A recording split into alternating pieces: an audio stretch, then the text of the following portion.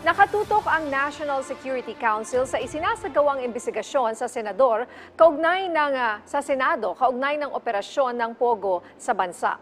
Ayon kay National Security Advisor Secretary Eduardo Año, nagsasagawa rin ng sariling assessment ang NSC sa implikasyon nito sa national security.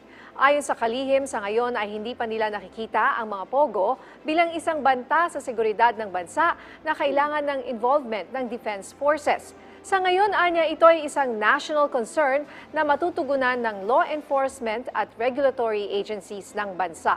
Dagdag pa ng opisyal, mayroong mga legal na Pogo na lisensyado at nire-regulate ng PAGCOR at iba pang ahensya ng pamahalaan, habang ang mga Pogo na sangkot sa mga scam at iligal na aktibidad ay dapat panagutin. Giit pa ni Anyo, nananatiling committed ang NSC para protektahan ang interes at kaligtasan ng mga Pilipino at titiyakin na babantayan ang lahat ng aspeto ng mga operasyon ng Pogo.